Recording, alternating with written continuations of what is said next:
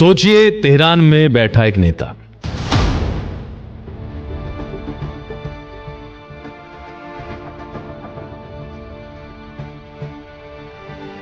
और उसके बयान में भारत का जिक्र।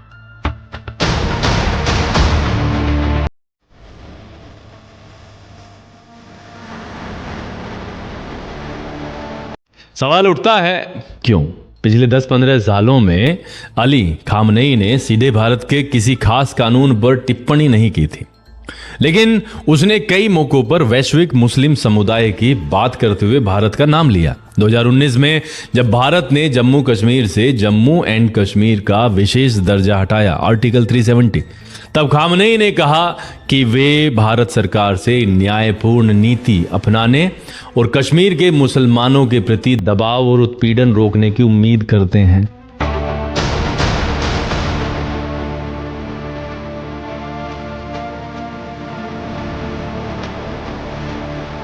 ये बयान किसी कानूनी टेक्निकलिटी पर नहीं था, ये एक राजनीतिक वैचारिक टिप्पणी थी जिसे भारत ने अपने आंतरिक मामले में दखल के तौर पर देखा।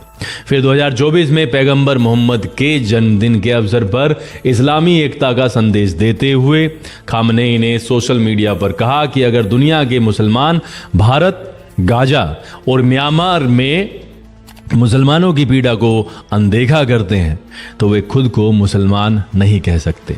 इस एक वाक्य ने नई दिल्ली और तेहरान के बीच कूटनीतिक गर्मी बढ़ा दी थी, टेंशन बढ़ा दी थी। भारत सरकार ने इस टिप्पणी को गलत जानकारी पर आधारित और अस्वीकार्य बताया और साफ कहा कि दूसरे देशों को पहले अपने रिकॉर्ड देखने चाहिए।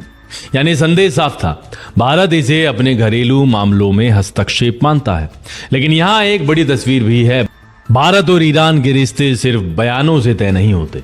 ऊर्जा, व्यापार और क्षेत्रीय रणनीति में दोनों के गहरे हित जुड़े रहे हैं। ऐसे में खामनेई के ये बयान दो परतों में समझने पड़ते हैं। एक उसकी विचारधारा जो उम्मा यानी वैश्विक मुस्लिम समुदाय की बात करती है, और दूसरी क्षेत्रीय राजनीति जहां हर शब्द का कूटनीतिक वजन होता है। सवाल यही है, क्या ये सिर्फ वैचारिक बयान थे या इनके पीछे कोई व्यापक भू राजनीतिक संदेश छिपा था?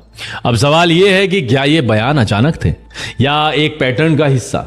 अगर पिछले 1.5 दशक को देखें तो अली खामनेई का सार्वजनिक विमर्श अक्सर उम्मा यानी वैश्विक मुस्लिम समुदाय की एकता पर केंद्रित रहा है। इसी फ्रेम में उसने अलग अलग देशों का जिक्र किया, कभी जम्मू एंड कश्मीर के संदर्भ में तो कभी व्यापक तौर पर भारत में मुसलमानों की स्थिति को लेकर। 2019 में अनुच्छेद 370 हटाए जाने के बाद उसने न्यायपूर्ण नीति की उम्मीद जताई। 2024 में इस्लामी एकता के संदेश में भारत का नाम गाजा और म्यांमार के साथ लिया।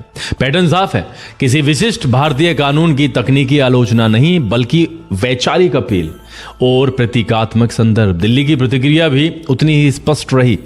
भारत ने इन टिप्पणियों को गलत जानकारी पर आधारित और अस्वीकार्य बताया था और संकेत दिया था कि घरेलू मामलों पर बाहरी टिप्पणी उचित नहीं है। कूटनीति में शब्दों का वजन होता है और यहां दोनों पक्षों ने अपने अपने संदेश दे दिए। दिलचस्प बात यह है कि ऐसे बयानों के बावजूद ऊर्जा और राजनीतिक सहयोग के मुद्दों पर संवाद पूरी तरह बंद नहीं हुआ। यानी एक तरफ सार्वजनिक बयान, दूसरी तरफ व्यवहारिक हित, दोनों समानांतर चलते रहे। यही इस कहानी की असली परत है। एक और विचारात्मक स्टैंड जो खामनेई की राजनीति का स्थायी हिस्सा रहा है, दूसरी ओर भारत का संप्रभुता पर सख्त रुख। इन दो ध्रुवों के बीच रिश्ते कभी ठंडे कभी सामान्य रहे, लेकिन टूटे नहीं।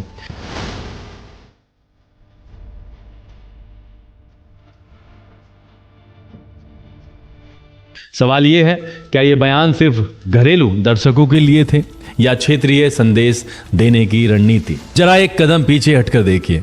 जब अली खामनेई भारत का नाम लेकर बयान देता है तो क्या वो सिर्फ एक धार्मिक वैचारिक अपील होती है या उसके पीछे कोई बड़ा संदेश छिपा हुआ होता है? यही वो सवाल है जहां कहानी रोचक बनती है।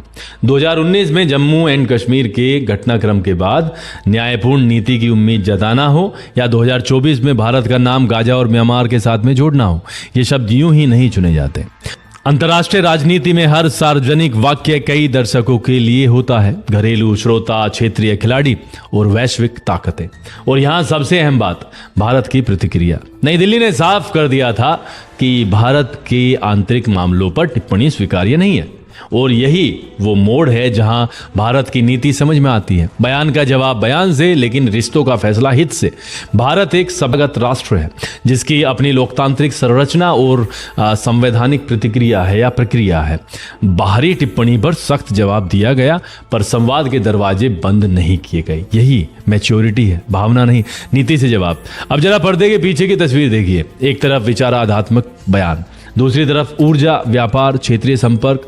भारत के लिए पश्चिमी एशिया सिर्फ भावनात्मक मुद्दा नहीं, बल्कि रणनीतिक संतुलन का सवाल है। ईरान के साथ रिश्ते ऐतिहासिक भी हैं और व्यवहारिक भी। ऐसे में सार्वजनिक बयान और वास्तविक कूटनीति दो अलग पटरी पर चलती हैं। यही वजह है कि सुर्खियों की गर्मी के बावजूद संबंध पूरी तरह टूटे नहीं। और यहाँ एक और दिलचस्प परत है, भारत के भीतर की बहस। जब बाहर से कोई नेता भारत का नाम लेकर टिप्पणी करता है तो स्वाभाविक रूप से लोगों में प्रतिक्रिया होती है, लेकिन भारत की राजनीतिक और सामाजिक संरचना इतनी मजबूत है कि वह बाहरी बयान से डगमगाती नहीं। यही भारत की ताकत है, विविधता के बीच आत्मविश्वास। यहाँ निर्णय संसद और संविधान तय करते हैं, न कि विदेश से आए ट्वीट। तो निष्कर्ष क्या है? पिछले 10-15 सालों में खामनेई के भारत संबंधी बयान वैचारिक थे, प्रतीकात्मक थे, लेकिन भारत की नीतिगत दिशा पर उनका कोई प्रत्यक्ष प्रभाव नहीं पड़ा। भारत ने स्पष्ट कर दिया था कि संप्रभुता सर्वोपरि है, और यही संदेश देश के भीतर भी जाता है और दुनिया तक भी। कहानी का असली सार यही है। अंतर्राष्ट्रीय राजनीति में शब्द कभी कभी लहरें जरूर उठाते हैं, लेकिन मजबूत राष्ट्र उन लहरों पर संतुलन बनाकर आगे बढ़ते हैं, और भारत ने यही किया। अगर आपको ये विश्लेषण अच्छा लगा तो वीडियो को लाइक करें, शेयर करें और डीपवर्स को सब्सक्राइब करना मत भूलिए।